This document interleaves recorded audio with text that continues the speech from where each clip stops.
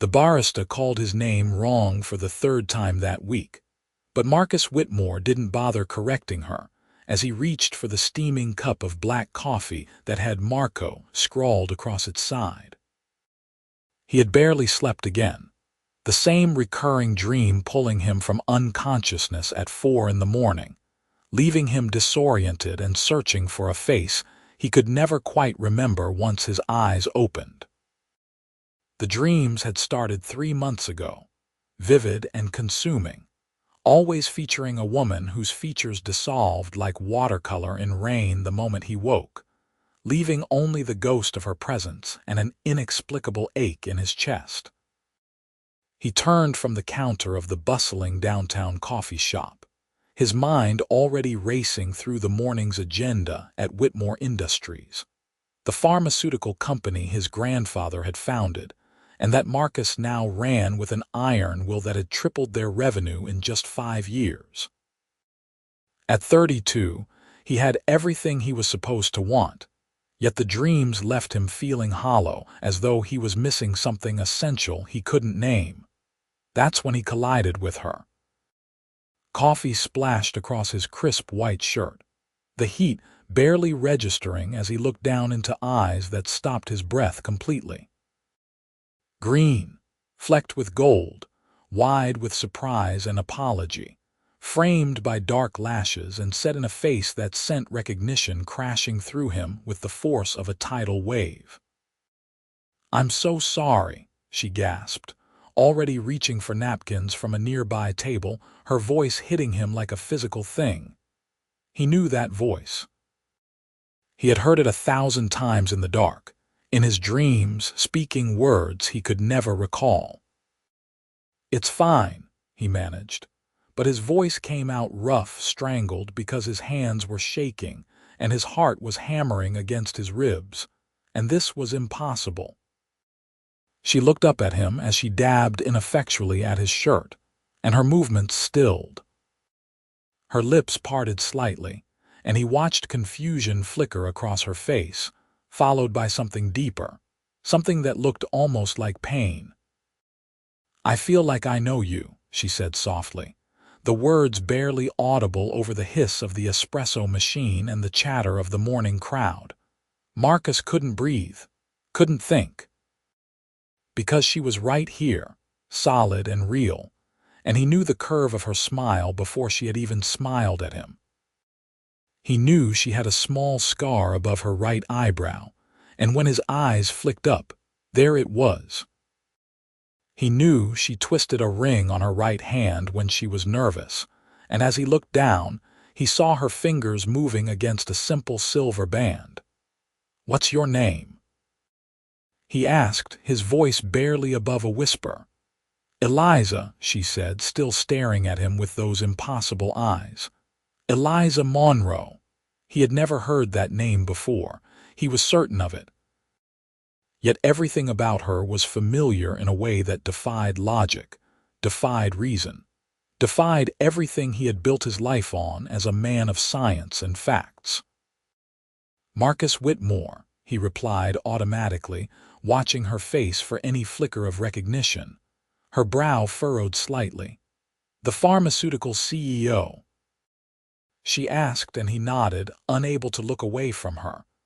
"I've seen you in the news, but that's not why you seem familiar." "No," he agreed, because it wasn't.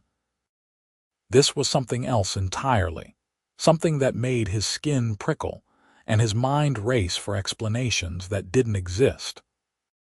They stood there in the middle of the coffee shop, people flowing around them with irritated glances, and Marcus realized he would stand there all day if it meant not losing sight of her face.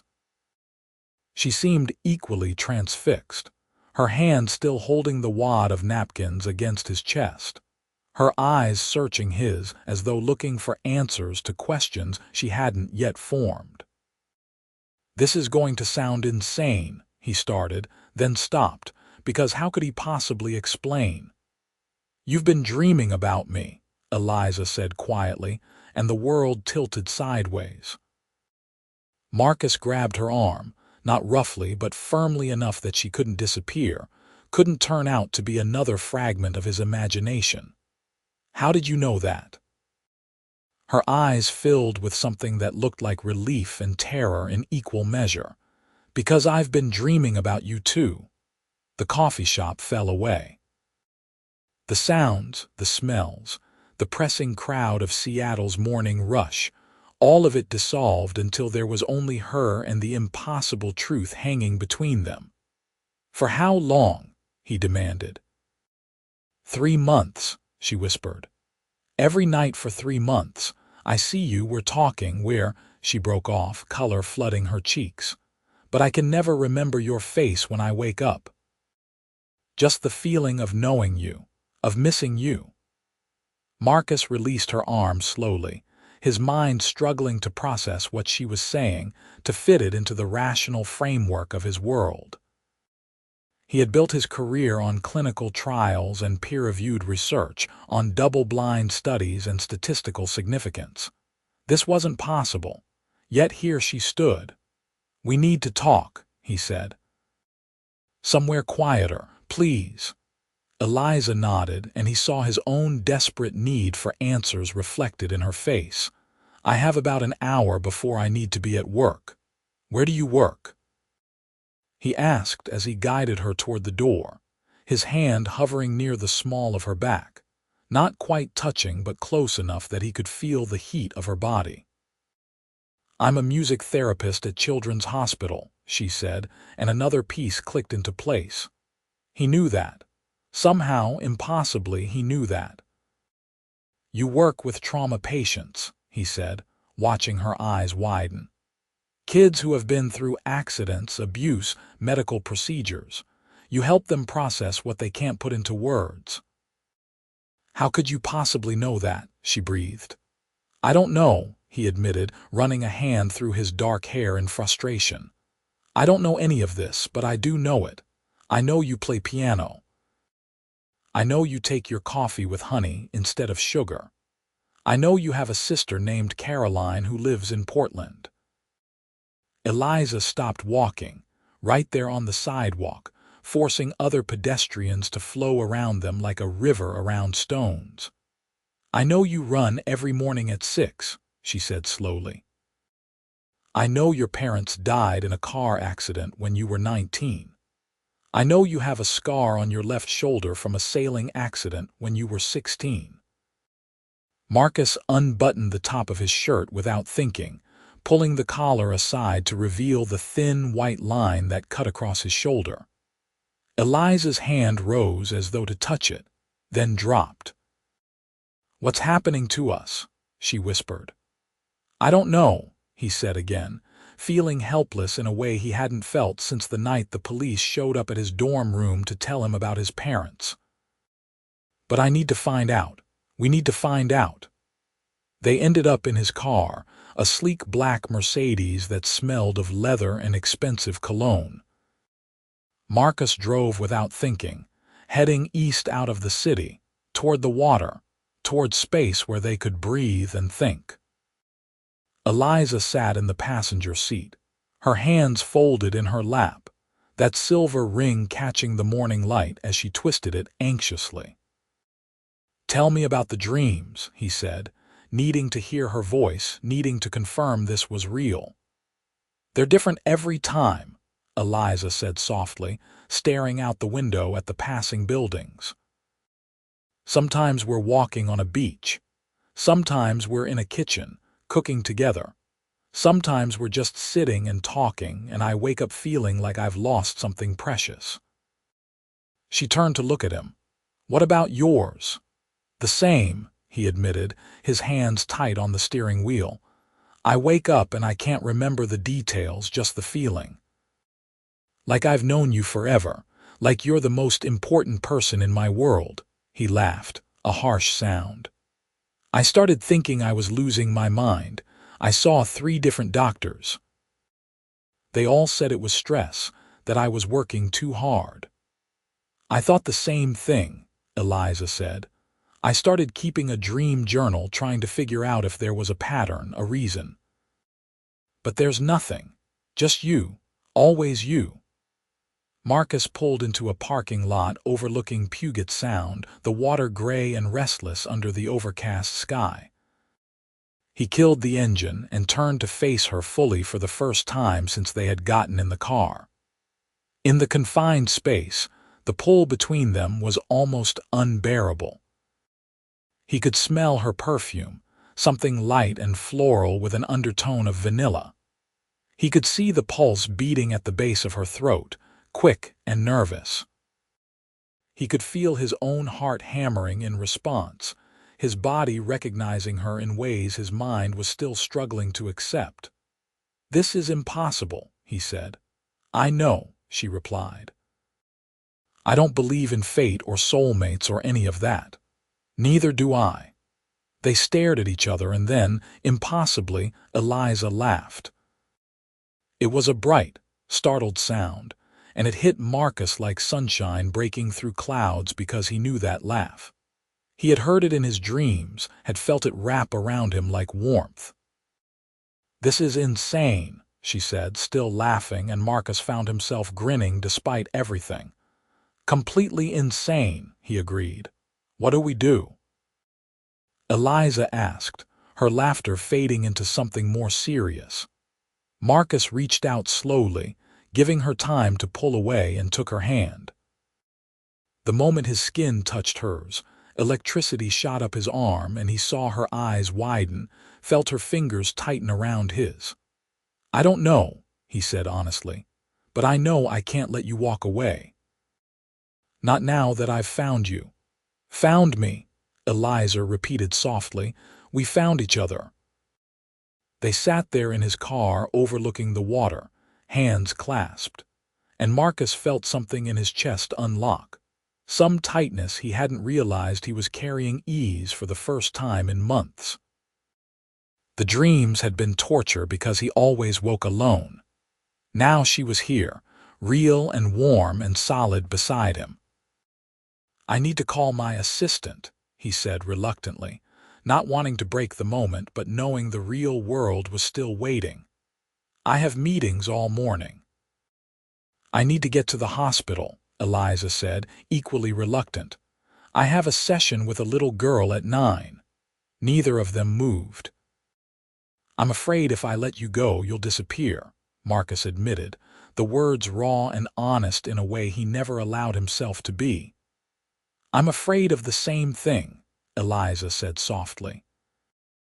Marcus pulled out his phone with his free hand, still holding on to her with the other, and quickly typed out a message to his assistant canceling his morning. Eliza watched him, then slowly extracted her own phone and did the same, her fingers flying over the screen. "I never do this," she said. "I never cancel on my patients." "I never cancel meetings," Marcus replied. "I once gave a presentation with 102 fever." "That's terrible for you," Eliza said, a smile tugging at her lips. "Terrible decision-making," he agreed, unable to stop staring at her mouth, at the way her smile transformed her entire face. They talked for 3 hours in that car.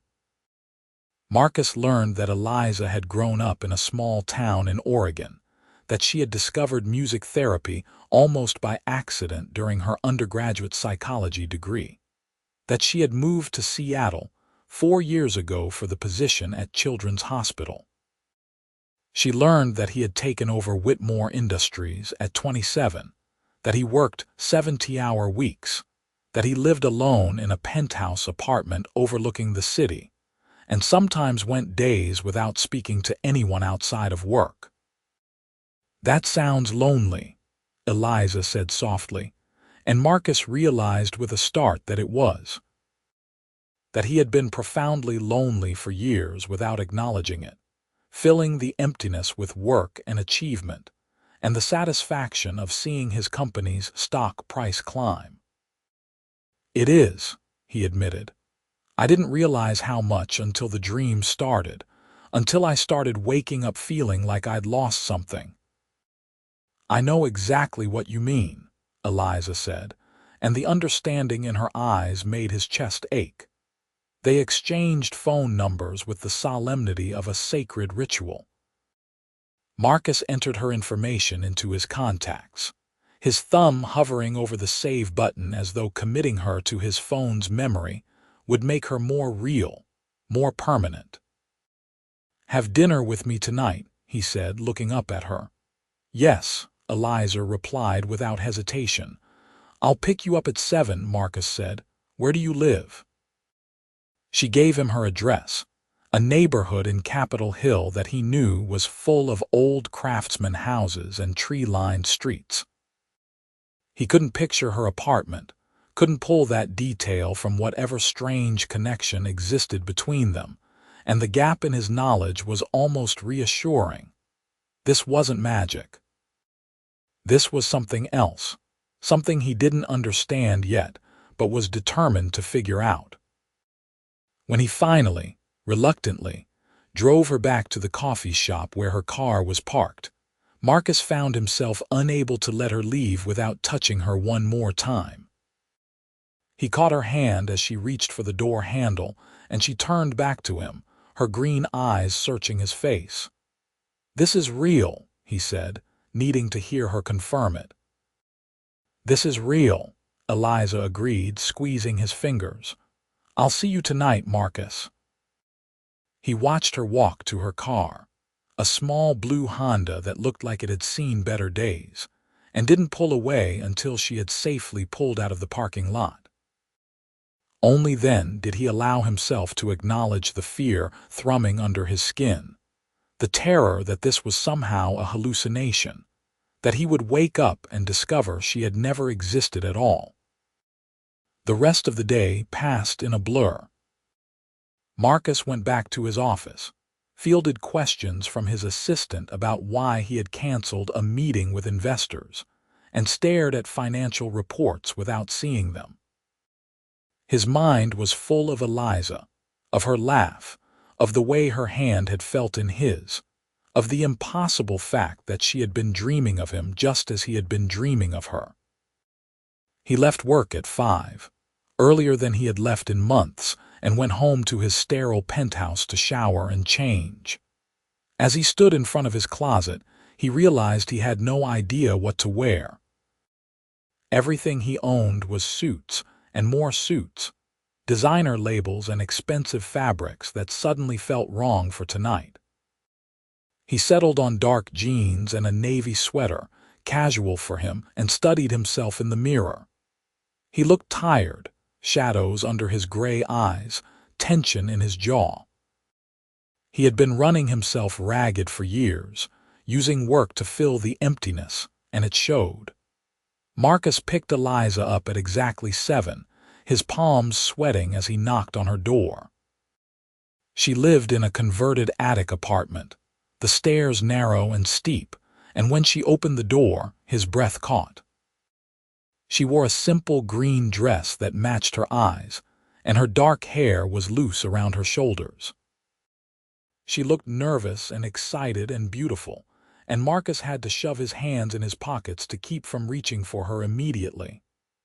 "Hi," she said, a slight smile curving her lips. "Hi," he replied, feeling like a teenager on his first date. "You look beautiful." Color rose in her cheeks. "Thank you. You look good too, different from this morning."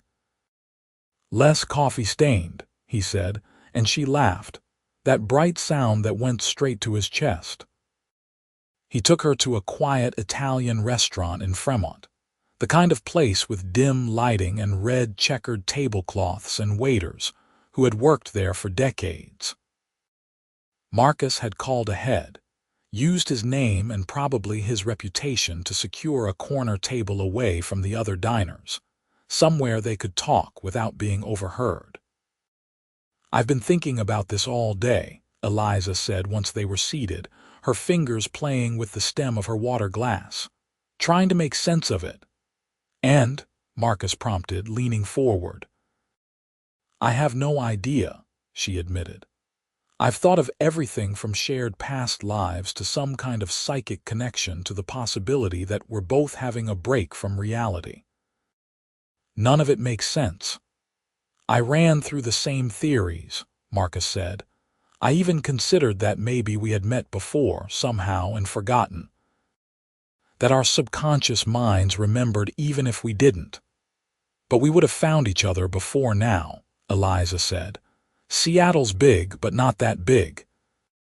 If we had met, if there was some logical explanation, we would have crossed paths. Unless this is the first time, Marcus said slowly, an idea forming. Unless the dreams weren't memories but something else. A premonition, maybe. Our minds somehow knowing we were going to meet. Eliza considered this, her head tilted. That's equally impossible. Everything about this is impossible, Marcus pointed out. But here we are. The waiter came to take their order, and Marcus was gratified to discover that Eliza liked wine, that she ordered the carbonara with the confidence of someone who knew what she wanted, that she met his eyes when she spoke, and didn't seem intimidated by who he was or what he had.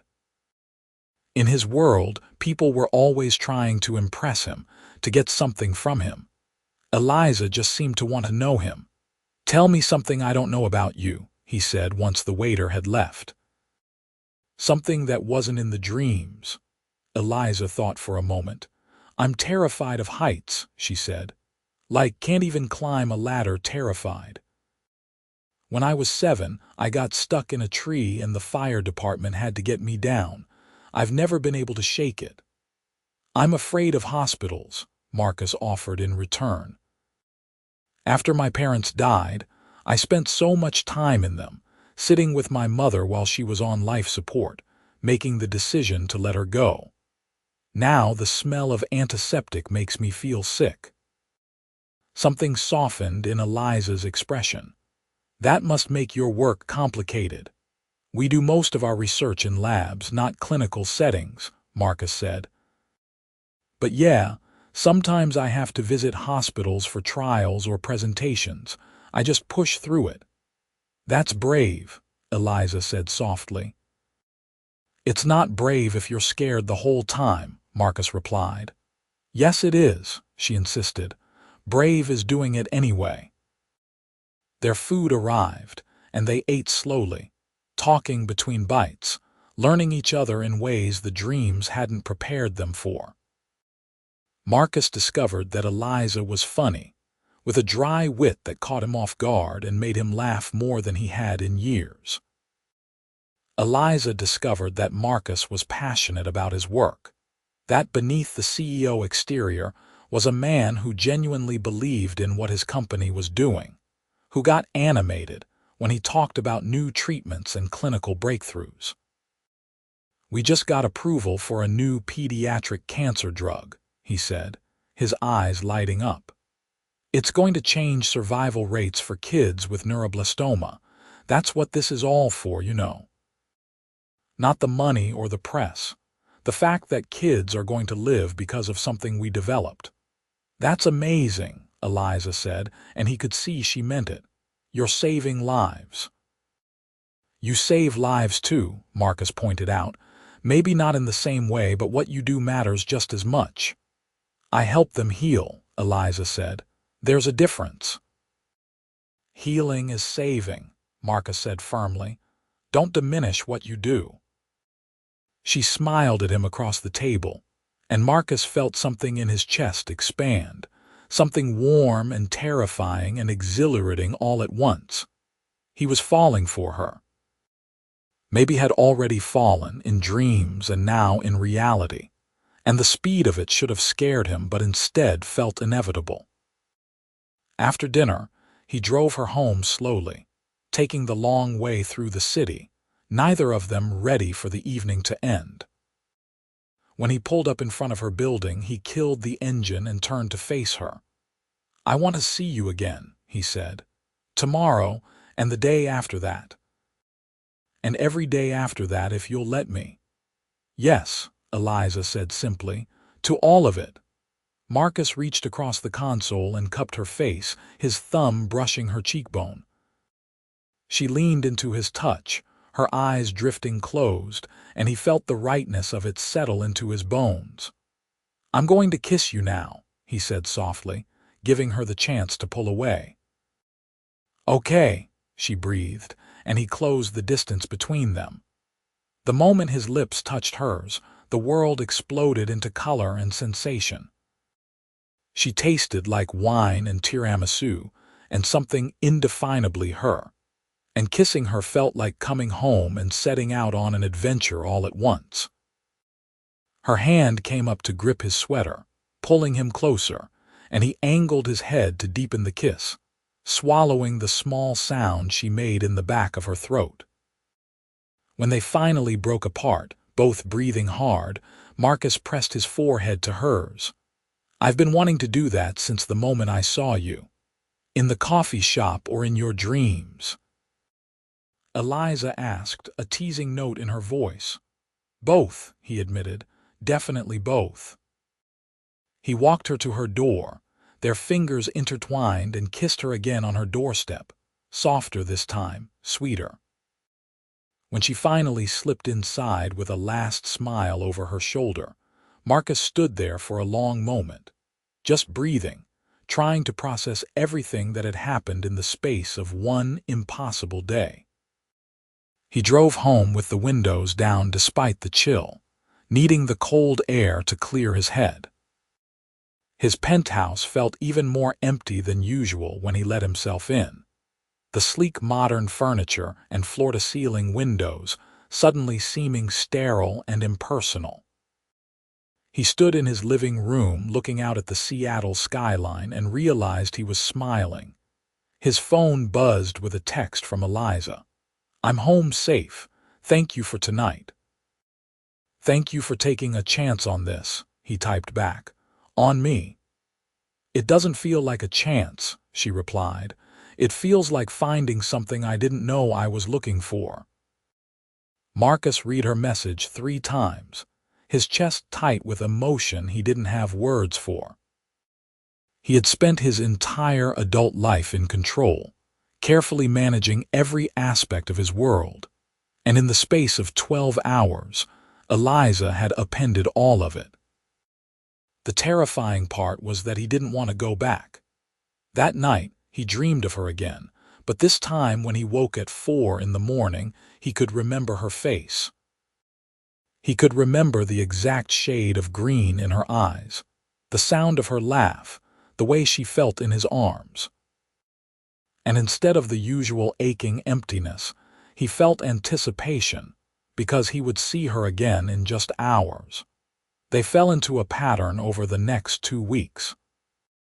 Marcus would pick Eliza up after she finished at the hospital, and they would have dinner together, or take walks along the waterfront, or simply sit in his car and talk for hours. He learned the cadence of her speech, the way she gestured when she was excited about something, the furrow that appeared between her brows when she was thinking hard about something. She met his best friend, David, who ran the legal department at Whitmore Industries and had known Marcus since college. David pulled Marcus aside at the first opportunity, his expression incredulous. "You're different," David said bluntly. "I've never seen you like this." "Like what?" Marcus asked, though he knew. "Happy," David said, "relaxed. Like you're not carrying the weight of the world on your shoulders." "I met someone," Marcus said, unable to keep the smile off his face. "I figured that much out," David said dryly. "She seems great, but Marcus, you've known her 2 weeks." "I know," Marcus said, but what he didn't say was that it felt like longer. That the dreams had given them a foundation he couldn't explain, a sense of knowing each other that usually took months or years to develop. Eliza introduced him to her roommate, Sophie, a nurse at the same hospital who took one look at Marcus and raised her eyebrows so high they nearly disappeared into her hairline. "You're dating Marcus Whitmore," Sophie said flatly once Marcus had left to take a phone call. "The Marcus Whitmore, the CEO who's worth about $50 million. "It's not about the money," Eliza protested. "I didn't even know who he was when we met." "But you know now," Sophie pointed out. And you need to be careful, Lisa. That kind of wealth, that kind of power, it changes people. He's not like that, Eliza said, but Sophie's words planted a seed of doubt that she tried hard to ignore. The truth was, the money was becoming impossible to ignore. Marcus lived in a world of expensive restaurants and luxury cars and casual assumptions of privilege that sometimes took Eliza's breath away. He didn't flaunt it, exactly, but it was there in everything he did, in the way waiters scrambled to accommodate him, in the way he tipped with $100 bills, in the penthouse apartment that probably cost more than Eliza would make in a lifetime. 3 weeks after they met, Marcus invited her to a charity gala his company was hosting. It was a black tie event at one of Seattle's finest hotels, and when Marcus told her about it, Eliza felt panic rise in her throat. "I don't have anything to wear to something like that," she admitted, "and I don't really do fancy events." "I'll take care of it," Marcus said immediately, and Eliza bristled. "I don't need you to buy me clothes." "That's not what I meant," Marcus said, backtracking quickly at the flash in her eyes. "I just meant we could go shopping together." "I'd like to help, but only if you want me to." They compromised. Eliza agreed to let Marcus take her to a dress shop, but she insisted on paying for her own gown, even though it took a significant chunk of her savings. She chose a deep burgundy dress that made her feel elegant and sophisticated, and when Marcus saw her in it, the look in his eyes made every penny worth it. The gala was overwhelming. Eliza had never been surrounded by so much wealth and power, so many people who moved through the world with absolute confidence in their place in it. Marcus stayed close to her side, his hand warm on the small of her back, introducing her to business associates and donors and board members. "And this is Eliza Monroe," he would say, and the way he said her name with such pride and warmth made her feel like she belonged there beside him. But there were moments when the gulf between their worlds felt impossibly wide. When a woman dripping in diamonds made a casual reference to her summer home in the Hamptons. When a tech entrepreneur talked about his plans to take a private jet to Bali for the weekend. When Marcus himself talked about a business deal worth millions of dollars, as though it was nothing remarkable. Eliza excused herself to the bathroom halfway through the evening, needing a moment to breathe, to recalibrate. She stood in front of the ornate mirror, touching up her lipstick with shaking hands, and tried to quiet the voice in her head that said she didn't belong here, that she was playing dress-up in a world that would never accept her. Another woman entered the bathroom, tall and blonde and stunning in a silver gown that probably cost more than Eliza's car. She glanced at Eliza with barely concealed disdain. "You're with Marcus Whitmore," the woman said, and it wasn't a question. "Yes," Eliza replied, straightening her spine. "Interesting," the woman said, her tone making it clear she found it anything but. "I'm Victoria Chambers. Marcus and I have known each other for years. Our families run in the same circles." "Nice to meet you," Eliza said, though it wasn't. Victoria studied her reflection in the mirror, applying lipstick with practiced precision. "You seem sweet," she said. "But you should know that Marcus's world is complicated. The expectations, the scrutiny, the pressure, it's not for everyone." "I can handle it," Eliza said, lifting her chin. "Can you?" Victoria asked, meeting her eyes in the mirror. "Because the women Marcus usually dates understand the game. They know how to navigate this world. They come from it." "Maybe that's why none of those relationships worked out," Eliza said evenly. "Maybe he needed someone different." Victoria's smile was sharp. "Maybe. Or maybe he just hasn't gotten bored yet." Eliza left the bathroom with her head held high, but Victoria's words echoed in her mind. When she found Marcus again, deep in conversation with a group of older men in expensive suits, she saw him differently for a moment. Saw the power he wielded so casually, the respect that was afforded to him automatically, the world that revolved around him and people like him. He looked up and caught her eye, and his entire face softened. He excused himself immediately and came to her, taking her hand. "You okay?" he asked, searching her face. "You look upset." "Just overwhelmed," Eliza admitted. "This is a lot." "Want to get out of here?" Marcus asked without hesitation. "We've made our appearance, we can go." "You can't just leave your own gala," Eliza protested. "Watch me," Marcus said, and there was something fierce in his expression. "You're more important than any of this." They slipped out a side entrance, and Marcus drove them to a 24-hour diner in Georgetown, about as far from the glittering gala as it was possible to get. Eliza laughed when she saw where they were, the tension draining from her shoulders. "Now this is more my speed," she said. They sat in a cracked vinyl booth and ordered coffee and pie, and Marcus loosened his bow tie with a sigh of relief. "I hate those things," he admitted. "The galas, the schmoozing, the small talk. It's necessary for the business, but it's exhausting." "You seemed comfortable," Eliza observed. "I'm good at faking it," Marcus said. "I've had a lot of practice, but it's not where I want to be." He reached across the table and took her hand. "This is where I want to be, with you." "Someone warned me tonight," Eliza said quietly, "about your world, about how different it is from mine." Marcus's jaw tightened. "Who?" "It doesn't matter," Eliza said. "But she wasn't wrong. We come from very different places, Marcus." "So what?" Marcus said, his grip on her hand tightening.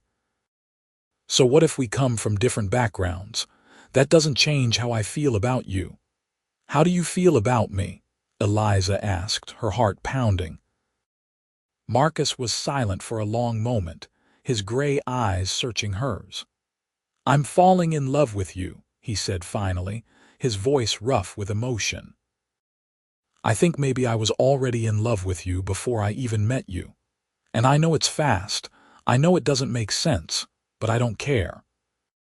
You're the first thing I think about when I wake up and the last thing I think about before I fall asleep. You make me laugh. You make me want to be better. You make me feel like myself in a way I haven't felt in years." Eliza felt tears prick her eyes. "I'm falling in love with you too," she whispered, "but I'm scared." "Of what?" Marcus asked gently. "Of not being enough," Eliza admitted.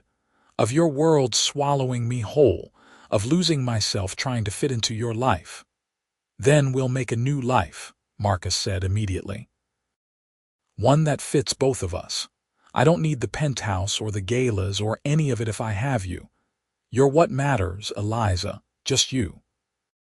They talked until the diner started filling with the early morning crowd, until the sun was beginning to lighten the sky.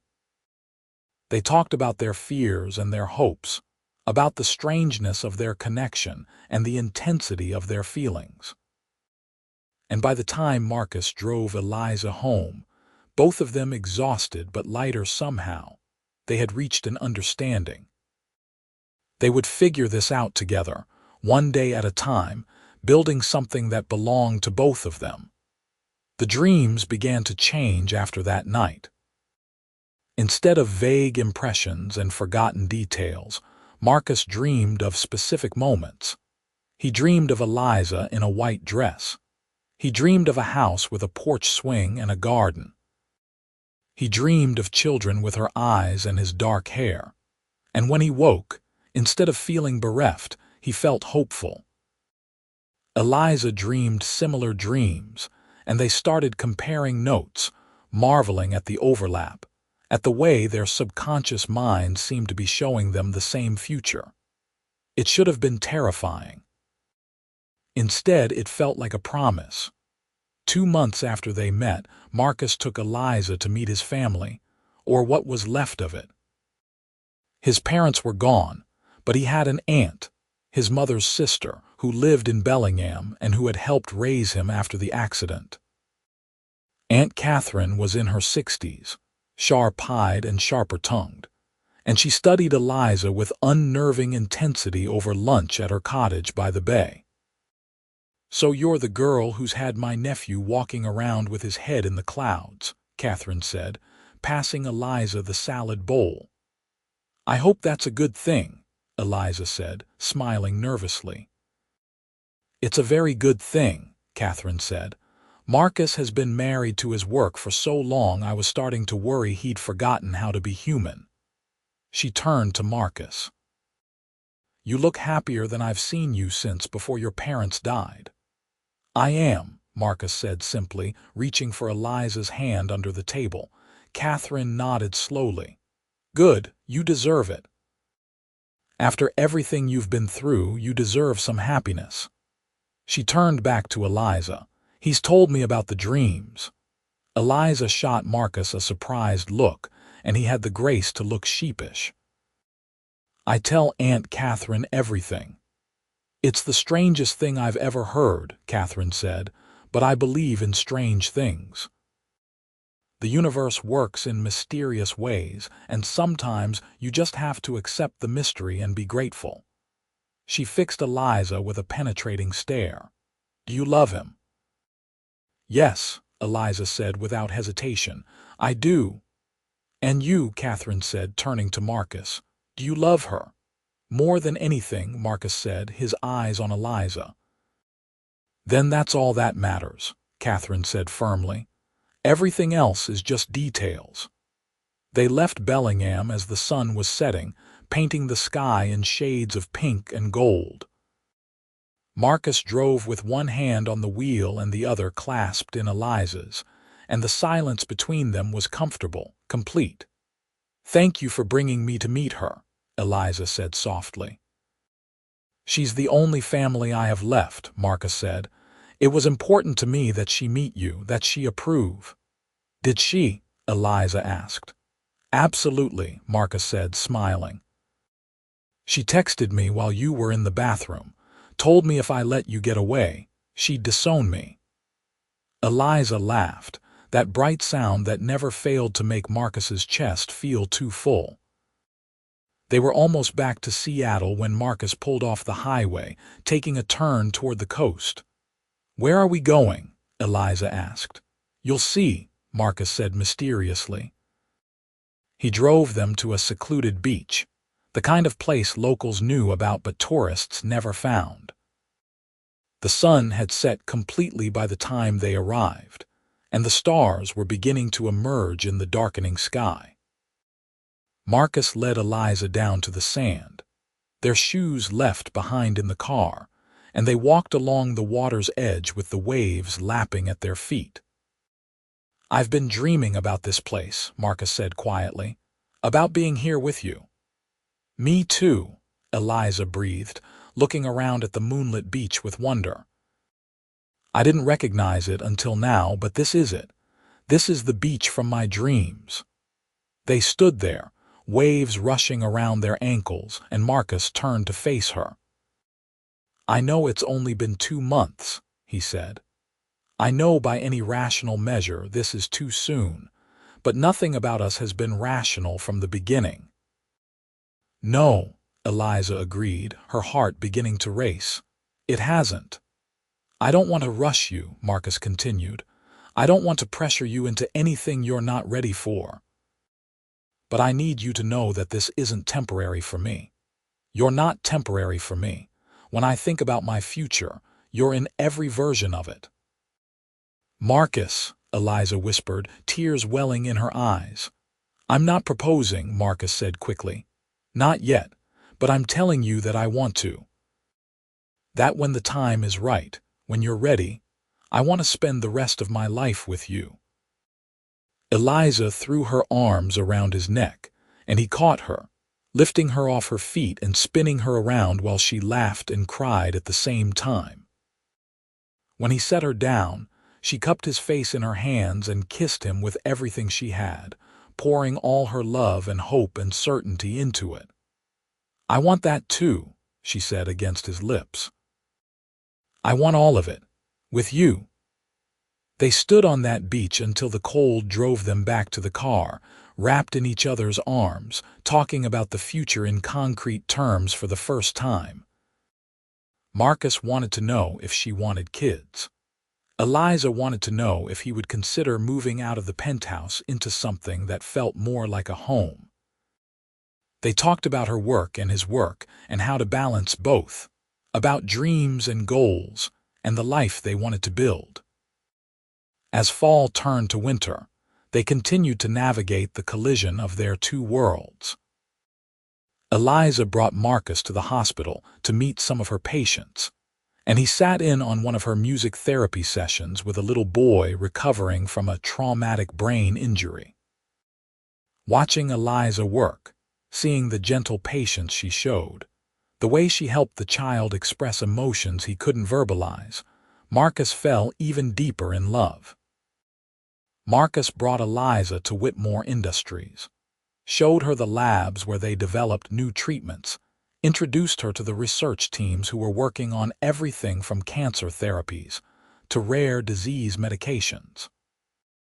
Eliza saw a different side of him there, saw the respect his employees had for him, the way he knew everyone's names and asked about their families, the passion he brought to the work.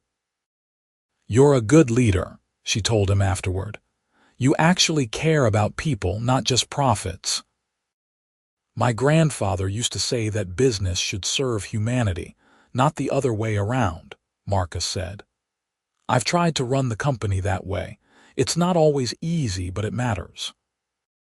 They spent their first Thanksgiving together with Aunt Catherine, who cooked an enormous turkey and told embarrassing stories about Marcus's childhood that made Eliza laugh until her sides hurt. Christmas came, and Marcus gave Eliza a necklace with a small pendant shaped like a treble clef. She gave him a first edition of his favorite book, something she had spent weeks tracking down. They were both perfect gifts, thoughtful and personal, and they opened them on Christmas morning in Marcus's apartment while snow fell softly outside the windows. "I have something else for you," Marcus said, pulling out a set of keys. Eliza looked at them, confused. "What are these?" "Keys to a house," Marcus said. "I bought it last week. It's in Ballard, near the water. 3 bedrooms, big kitchen, garden out back with room for a swing set someday. I was thinking we could make it ours, together." "Marcus," Eliza breathed, tears filling her eyes again. "You bought a house." "I bought us a house," Marcus corrected. "If you want it, if you're ready to move in together." "I know we haven't talked about the timeline, and if it's too soon, I understand. But I'm ready, Eliza. I'm ready to build a life with you." Eliza looked at the keys in her hand, then at Marcus's hopeful, nervous face. They had known each other for 6 months. It was fast by anyone's standards. But nothing about them had been conventional from the start, and she was tired of trying to fit their relationship into normal parameters. "Show me the house," she said. They drove through the snowy streets to Ballard, and when Marcus pulled up in front of a charming craftsman house with a wide front porch and large windows that glowed warmly in the winter afternoon, Eliza fell in love with it immediately. Marcus gave her the full tour, pointing out the master bedroom with its bay window seat, the kitchen with its vintage tile and modern appliances, the room that would be perfect for a music studio, the yard with its old growth trees and potential for gardens. "What do you think?" Marcus asked, watching her anxiously. "I think it's perfect," Eliza said, turning to face him. "I think we should move in as soon as possible." The relief on Marcus's face was almost comical. Yeah, Eliza confirmed, going up on her toes to kiss him. "Let's make this our home." They moved in together in January, combining their belongings in ways that were sometimes amusing and sometimes challenging. Eliza's eclectic collection of vintage furniture clashed wonderfully with Marcus's modern pieces. Her books filled the shelves he had installed. His expensive espresso machine took pride of place in the kitchen, next to her collection of mismatched mugs. They painted the spare bedroom together, arguing good-naturedly about whether sage green or sky blue was the better choice, and ended up splattered with both colors and laughing on the floor. Living together brought new challenges and new intimacies. Eliza learned that Marcus was grumpy in the mornings until he had coffee, that he worked too late and forgot to eat dinner, that he had nightmares sometimes about his parents and would wake gasping in the dark. Marcus learned that Eliza sang in the shower, that she left sheet music scattered across every surface, that she talked in her sleep sometimes, saying things he couldn't quite make out. But they also learned how to move around each other in the kitchen, how to negotiate for bathroom time in the morning, how to support each other through bad days and celebrate the good ones. Marcus started coming home earlier, drawn by the promise of Eliza waiting for him. Eliza started sleeping better, comforted by Marcus's solid presence beside her in bed. The dreams continued, but they evolved. Now Marcus dreamed of moments from their daily life mixed with glimpses of things that hadn't happened yet. He dreamed of Eliza pregnant, glowing and beautiful. He dreamed of teaching a little girl to ride a bike. He dreamed of growing old beside her, their hands wrinkled but still clasped together. And when he told Eliza about these dreams, she would smile and tell him she had dreamed the same things. "It's like we're being shown our future," she said one night as they lay in bed together, her head on his chest. "Like something is telling us this is right. Do you believe that?" Marcus asked, running his fingers through her hair, "That there's something bigger at work here?" "I don't know," Eliza admitted. "I never used to believe in fate or destiny." "But how else do you explain what happened to us? How else do you explain dreaming about someone you've never met?" "I can't explain it," Marcus said. "I've given up trying. I'm just grateful." In March, a year after they had met, Marcus took Eliza back to the beach where they had first talked about their future. It was a beautiful spring evening, the sky painted in brilliant colors, and they walked hand in hand along the sand just as they had before. "I have another dream to tell you about," Marcus said, stopping and turning to face her. "What is it?" Eliza asked, smiling. Instead of answering, Marcus dropped to one knee. Eliza's hands flew to her mouth as he pulled out a small velvet box. "I dreamed about this moment," Marcus said, opening the box to reveal a ring, a simple platinum band with a single perfect diamond. "I dreamed about asking you to marry me on this beach with the sunset behind us. I dreamed about you saying yes." He took a shaky breath. "Eliza Monroe, you walked into my life like an answer to a question I didn't know I was asking. You've made me happier than I ever thought possible. You've made me believe in things I can't explain, in connections that defy logic, in love that feels like destiny. Will you marry me? Will you make the dreams we've been having come true?" "Yes," Eliza said, tears streaming down her face. "Yes, Marcus, of course I'll marry you." He slid the ring onto her finger with shaking hands, and then he was standing, and she was in his arms, and they were kissing while the waves crashed around them, and the sun set in a blaze of glory. When they finally broke apart, both of them laughing and crying, Marcus pressed his forehead to hers. "I love you so much," he said. "I love you too," Eliza replied. "I can't wait to spend the rest of my life with you."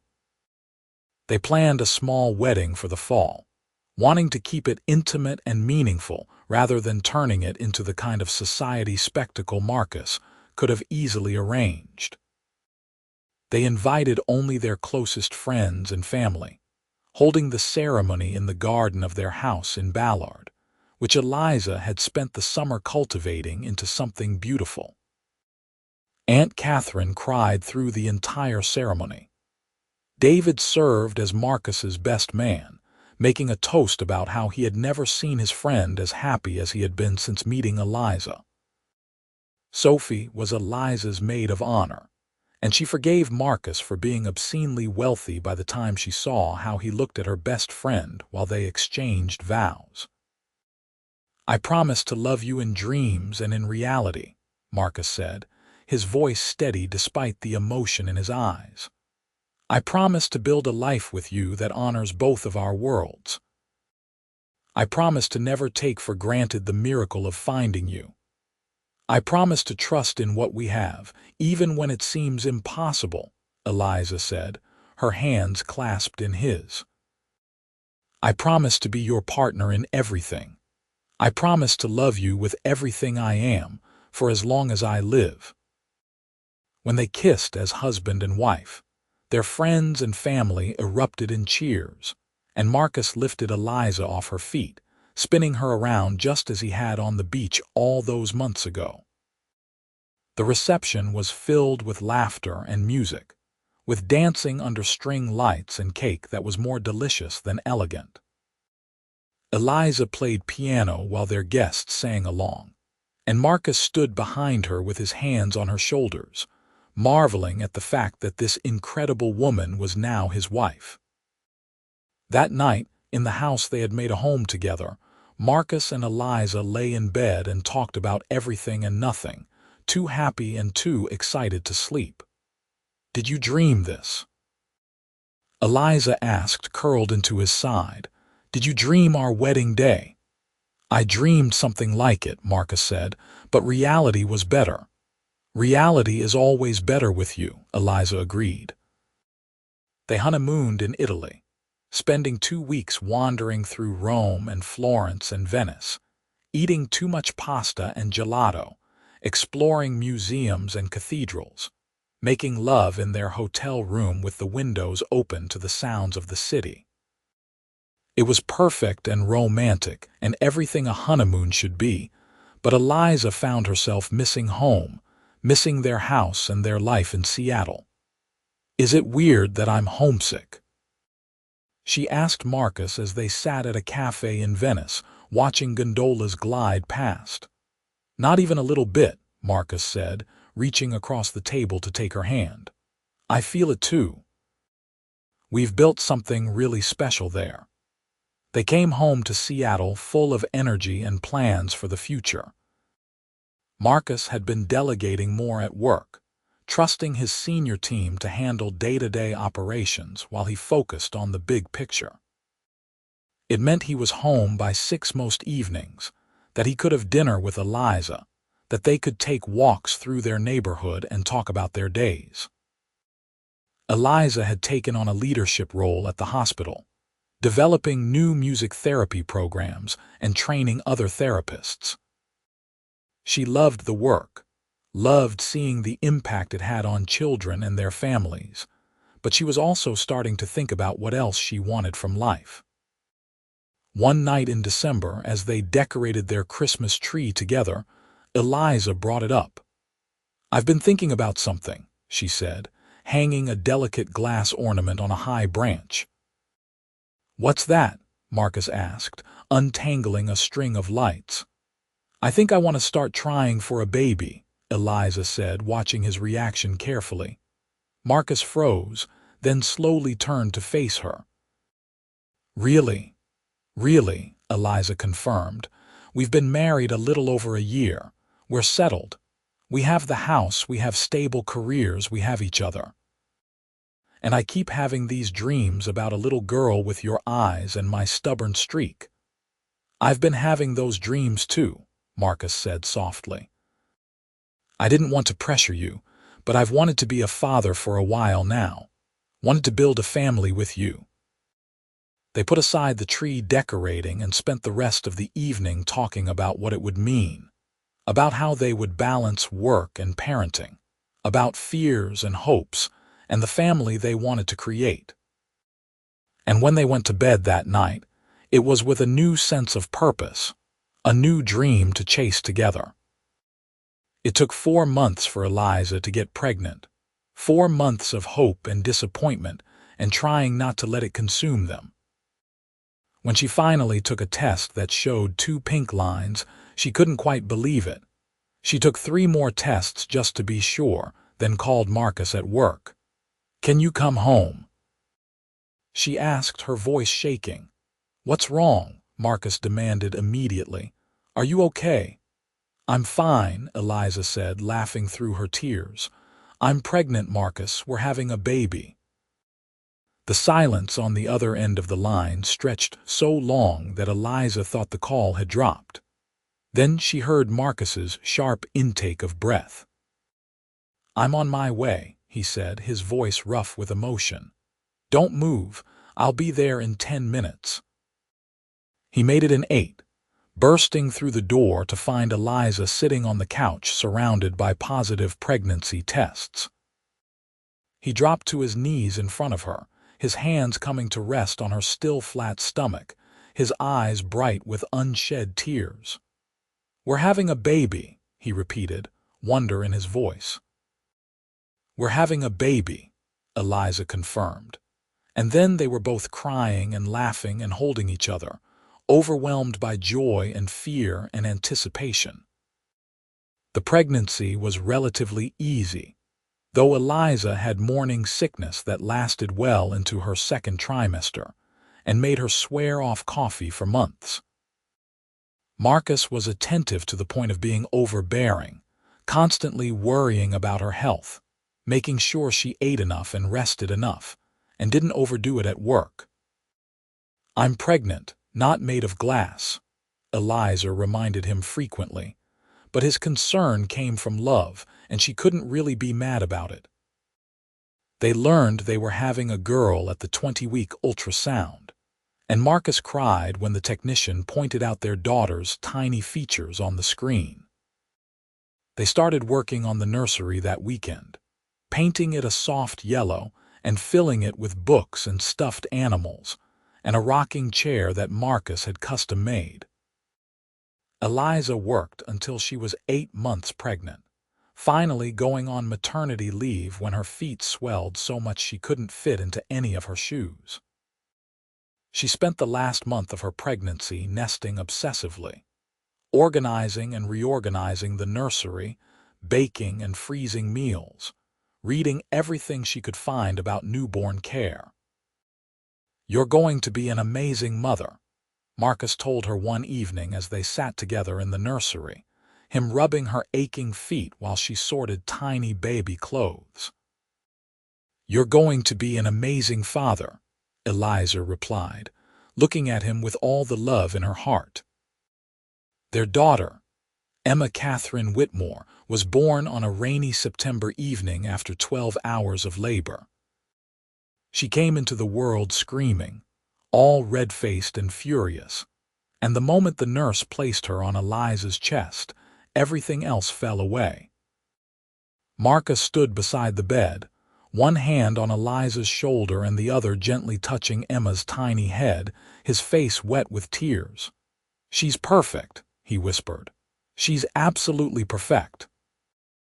Emma had Marcus's dark hair and Eliza's green eyes, and from the very beginning, she had a personality that filled the room. She was loud and demanding and absolutely certain of what she wanted, and both Marcus and Eliza fell completely, irrevocably in love. The first few months were exhausting and overwhelming, and more wonderful than either of them could have imagined. Marcus took paternity leave, spending his days learning to change diapers and soothe a crying baby and function on 3 hours of sleep. Eliza marveled at watching him become a father, at the gentle patience he showed, at the way he would pace the floor at 3 in the morning with Emma against his chest, singing off-key lullabies until she fell back asleep. They moved through those early months in a haze of sleeplessness and wonder, supporting each other through the hard moments and celebrating the milestones together. Emma's first smile at 6 weeks made them both cry. Her first laugh at 3 months was the most beautiful sound either of them had ever heard. Her first time sleeping through the night at 4 months felt like a miracle. As Emma grew, the dreams changed again. Now Marcus dreamed of Emma as a toddler, as a little girl, as a teenager. He dreamed of her first day of school, of teaching her to swim, of walking her down the aisle at her wedding someday.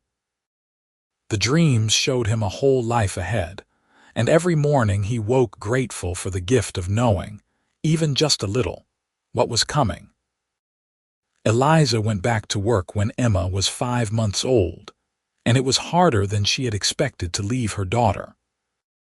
But she had hired an excellent nanny, and Marcus had arranged his schedule so he could work from home 2 days a week, and they made it work through communication and compromise and the deep trust they had in each other. On Emma's first birthday, they threw a party in their backyard, inviting all their friends and family to celebrate. Aunt Catherine spoiled Emma shamelessly, buying her more toys than a 1-year-old could possibly need. David and his wife brought their own children, and the kids played together while the adults talked and laughed. "Look at what we built," Eliza said to Marcus as they stood on the porch, watching Emma toddle around the yard with birthday cake smeared on her face. "It's everything I dreamed of," Marcus said, pulling Eliza close. "And more." They had 2 more children over the next 5 years, a son named James and then another daughter named Lily.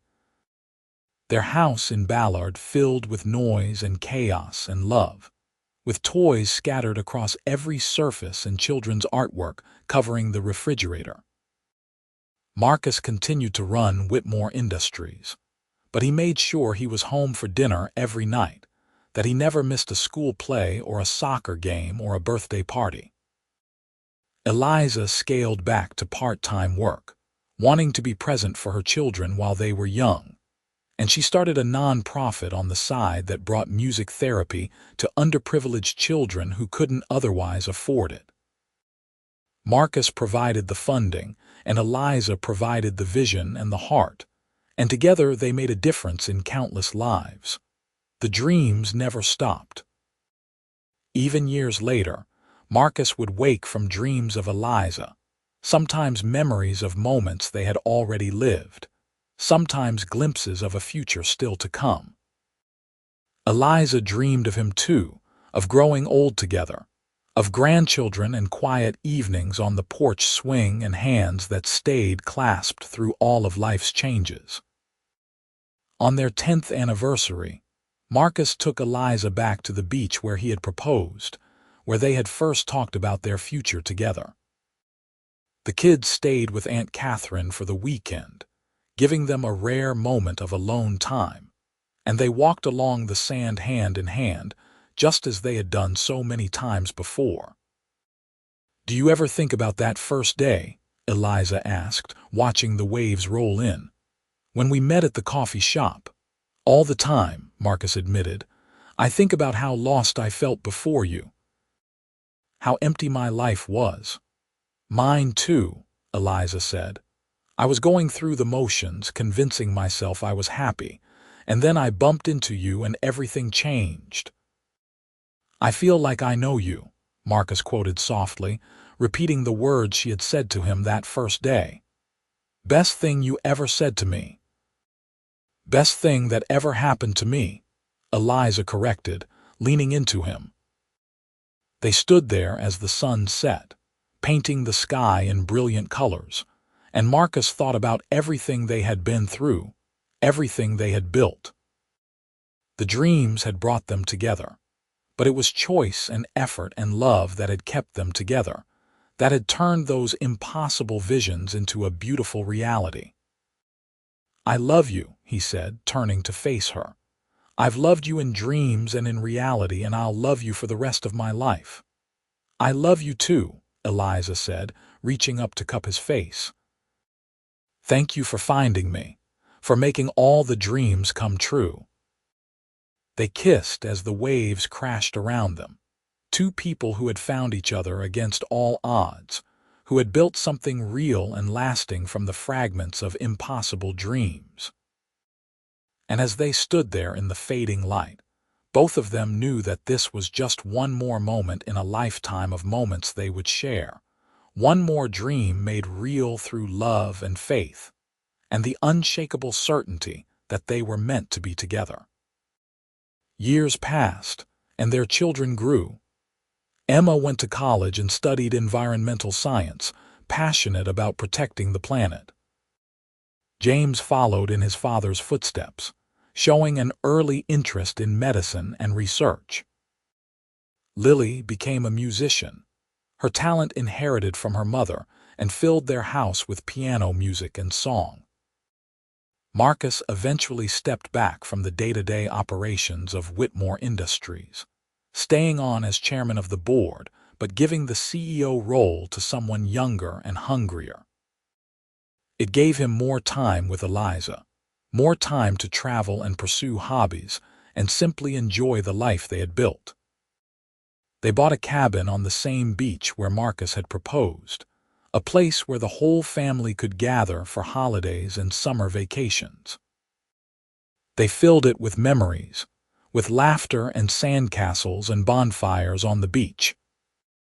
The grandchildren came eventually, and Marcus and Eliza spoiled them just as Aunt Catherine had spoiled Emma, passing on the legacy of love and family. On their 40th anniversary, Marcus woke from a dream and smiled. In it, he had seen Eliza at 80, her hair silver but her eyes still bright, still beautiful, still the woman he loved more than anything. He had seen them on the porch of the beach cabin, watching their grandchildren play in the sand, and he had felt complete. He rolled over to find Eliza already awake, watching him with a soft smile. "Good dream?" she asked. "The best," Marcus confirmed, reaching for her hand, their fingers intertwining as naturally as they had that first day in the coffee shop. "I saw us growing old together." "We are growing old together," Eliza pointed out, laughing. "I know," Marcus said, "and it's exactly as perfect as I always dreamed it would be." They got up and made coffee together, moving around their kitchen with the ease of 4 decades of practice. They sat on their back porch and watched the sunrise, talking about everything and nothing, comfortable in the silence when the words ran out. This was what the dreams had promised. Not just the romantic moments or the big milestones, but these quiet mornings, this steady companionship, this deep and abiding love that had only grown stronger with time. Marcus looked at Eliza, at the woman who had walked into his life and changed everything, and felt grateful for every single day they had shared. "I feel like I know you," Eliza said suddenly, echoing those first words from so long ago, a smile playing at her lips. "You do know me," Marcus replied, understanding what she meant. "Better than anyone." "And I still love you," Eliza said. "After 40 years, after everything we've been through, I still love you more every day." "I still love you too," Marcus said, leaning over to kiss her gently. "I always will, in dreams and in reality for the rest of our lives." And as they sat there together, hands clasped and hearts intertwined, the morning sun warm on their faces, they knew that the dreams had been right all along. They had been meant to find each other, meant to build this life together, meant to love each other across time and space, and the mysterious workings of fate that had brought them together in a crowded coffee shop on an ordinary morning that had turned out to be anything but. The dreams still came sometimes, showing them glimpses of what was still to come, but they no longer needed the reassurance.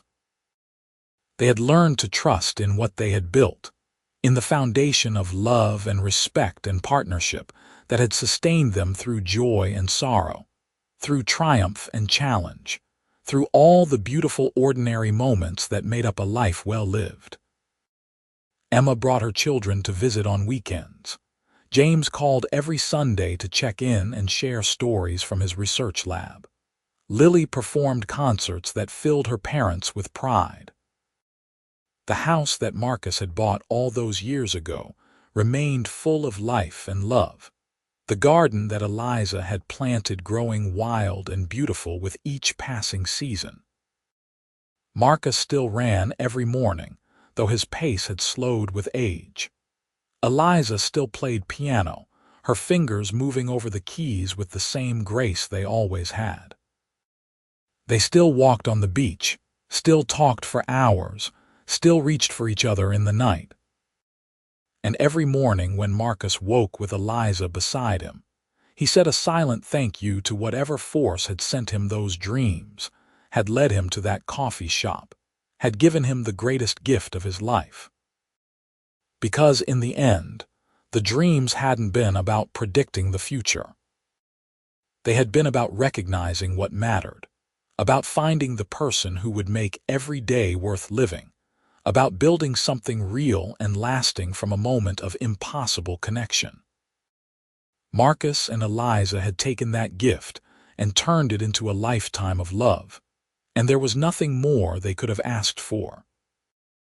As the sun climbed higher in the sky and a new day began, they sat together in perfect contentment, two souls who had found each other across the mysterious divide of dreams and reality, who had chosen each other every single day since, and who would continue choosing each other for all the days they had left. Their love story had started with an impossible dream, but it had become something even better, a reality more beautiful than anything either of them could have imagined.